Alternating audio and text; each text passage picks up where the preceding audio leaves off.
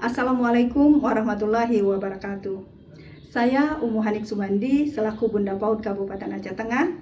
Hari ini Kamis 10 Oktober 2024 akan mengikuti Gebyar PAUD yang diadakan oleh Dinas Pendidikan dan Kebudayaan Kabupaten Aceh Tengah.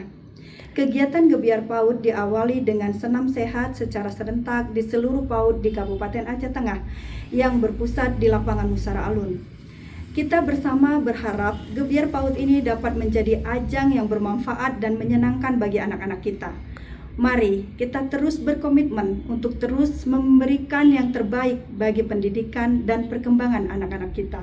Wassalamualaikum warahmatullahi wabarakatuh.